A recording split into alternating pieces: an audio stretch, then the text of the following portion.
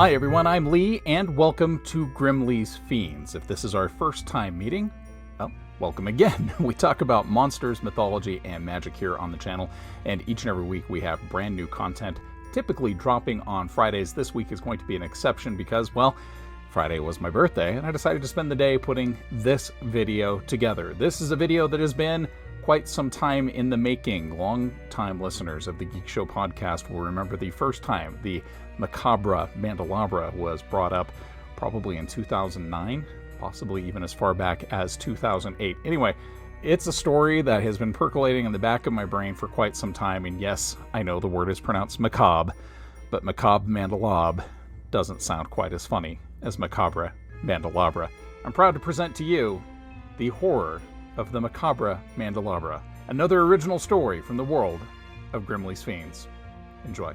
The following was collected from the Electro Journal of Horatio Grimmleigh. August 5th, 1919. I'm setting out to Shacklesport Manor in Northern Ireland to investigate the disappearance of several members of the Blackfez Society who have not checked in with the home base in several weeks. The missing members were in the midst of an investigation of their own. I'm being dispatched to find their whereabouts and assist however I can. As the missing party was led by no other than Colonel Hercules Lillywhite, I'm not sure what assistance I'd be able to offer or why the Society would call on the services of a paraspectrologist. Regardless, I leave first thing in the morning. The Society has dispatched a dirigible to transport me to the scene. Hopefully, I will be able to read up on the expedition's notes en route. Luckily, the lads in the lab have concocted this brilliant portable electro-journal, which I can use to record my thoughts and play back at a later time. Brilliant work, lads. I'll have to recommend a fitting commendation for Dr. Bobo and his staff. August 7th, 1919. I have struggled greatly with the details of Colonel Lillywhite's reports from Shacklesport Manor. The locals in the area have been reporting odd sounds and lights emanating from the manor, which has supposedly been vacant since the death of the junior Lord Shacklesport, who followed his father into the hereafter a scant few weeks after the elder lord's demise. The locals claim that any person foolish enough to enter the ruins of the manor will disappear entirely, never to be seen again. The local magistrate reached out to the Blackfez Society for assistance after one of his own men was lost without a trace while searching for a missing child in the vicinity of the manor. Colonel Lillywhite has collected a rather morbid menagerie of recollections from the locals, mostly centered around the abuses inflicted on the body and psyche of the manor's sole servant at the hands of the junior lord. This unfortunate soul was named Nigel Shrewsbury, and by all accounts he had an idyllic life in the manor prior to the elder lord's death. The older Shacklesport was a humble man who desired a simple life and considered Shrewsbury more a friend than employee. The two were often seen conversing amiably on the lord's evening walks, and it was assumed that Shrewsbury was going to inherit a sizable amount of the lord's wealth on his passing. Unfortunately, the junior Shacklesport was a wicked and spiteful wretch who was hell-bent on depleting his father's meager holdings. He despised a great many things in the world, but his father and the gentle butler topped his list of many grievances. As the elder Shacklesport declined in his elder years, the younger lord lashed out at Shrewsbury, concocting increasingly elaborate and cruel tasks to torment the kindly butler. Many in the town commented later that they should have come forward, should have spoken up or at least offered some solace or comfort to the increasingly bedraggled butler. But so great was the younger lord's aura of menace that none dared speak up, lest his ire be directed at them. Eventually, the lordling found a torture that delighted him more than any other. His father's health had failed to the point that he was bedbound. His eyesight had failed him and his legs were far too weak to carry him about.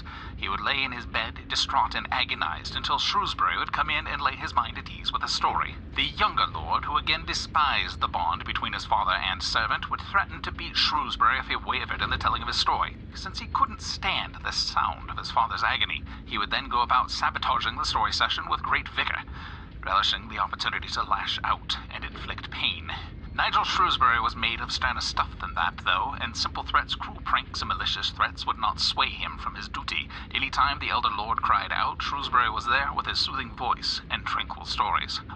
One night, in a peak of cruelty that was surprising even to him, the young lord set a lit candle upon Shrewsbury's head, then watched in malicious glee as the molten wax began to stream down the kindly man's face. Ever gracious, Shrewsbury kept to his duty. Every night the petulant lord would add yet another candle, and every night he would retire to his chambers in an increasingly unquenchable rage. Nigel Shrewsbury never broke. Night after night, candle after candle, he attended to his friend with all his heart, and night after night he suffered more and more abuse. Eventually, the old lord died. The young lord relished in having the manor to himself and would throw lavish parties, attended by the worst rakes and turnscrews of the underworld, and poor Nigel would follow, dutifully attending to his employer, ever suffering under the weight of his waxy torture. Soon, the young lord deposited so many candles on poor Nigel's body he could hardly move. The lord would laugh and boast to his low-life friends that he had created a great work of art, a one-of-a-kind original, the Mandelabra, a human candelabra. Not a soul in the nearby village was surprised when Shacklesport Manor burned down, taking with it some of the roughest, ill-mannered villains this region had ever seen. Alas, though, the people mourned for poor Nigel, as he had been lost as well. Perhaps some wondered if they had spoken up, said something, anything, tried at the very least to comfort the poor man. Perhaps then he would have been able to escape his awful ordeal. Several months had passed, and a young man who decided to explore the ruins of Shacklesport Manor never came home. His father set out the next day, hoping against hope to retrieve his son. The father also failed to return home. A search party was assembled, and as they approached the ruined manor, a ferocious storm came in off the sea. The search party abandoned their attempt, but several spoke later of a strange light emanating from one of the windows. White as the sun it was, but there was no warmth to it. Soon after, a local child disappeared in the vicinity of the manor. The magistrate sent his best tracker to the manor. He, too, never returned. That's when the Black Fez Society was called in. August the 8th, 1919, late afternoon. I am approaching the manor on foot, as not a soul in the village was willing to take me there by coach, nor was there a pony or horse to be found for rent. My pack is heavy, but the equipment is vital to my research. The manor itself is not hard to find, as it can be seen from anywhere in the valley, a charred skeleton of a home perched high on a craggy hill. Sunset finds me approaching the main entrance. The frame of the door is still intact, and what's left of the door is hanging idly on soot-encrusted hinges. A gentle, stagnant breeze is blowing out of the house, growing stronger as I approach.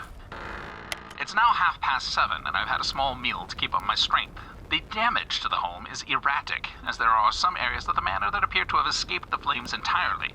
The library is intact and pristine, with not a single book harmed. It is also oddly absent any dust. Curiouser and curiouser. Still not a sign of any missing villagers or Colonel Lillywhite's party. The time is now 9 p.m., and I have made my way to the top floor. Twice now I have spied a flickering white light off in the other wing of the manor. It flickers out as soon as I attempt to make it out. Could it be a wisp, or some trick of the night? Or perhaps the moon reflecting off of something? Climbing the stairs had been difficult, as many of them were damaged or missing altogether. There is a long hall here with a collection of shelves on one side. The time is 9:20, and I am sad to report that I found the missing villagers, as well as most of Colonel Lillywhite's party, at least what is left of them. Each of the shelves that I mentioned earlier contained a grisly severed head, each of which had been perfectly preserved in what appears to be candle wax.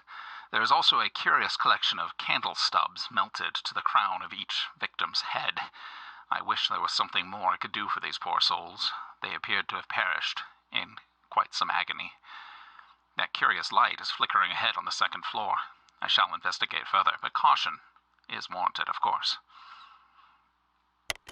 9:27 p.m. I have descended those perilous steps once more, and after a few moments of continued searching, I have found the body of Colonel Lillywhite. His face is a puzzle of pain. He appears to be holding something in his hand, but whatever it is, that'll have to wait. That curious light has appeared again, just ahead of me. It appears to be growing closer. That's unmistakably footsteps approaching as well. One footfall is light, the other heavy, accompanied by a dragging sound. Let's just peek around this corner.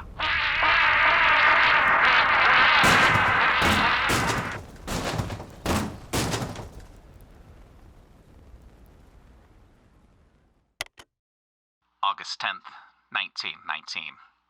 I awoke this morning in a strange bed, my hands and arms wrapped in bandages. The magistrate visited me shortly after I came to, gravely concerned. I have no memory of anything that happened after that horrid scream. The magistrate tells me that I was found stumbling through the woods, hands and arms blistered from great heat.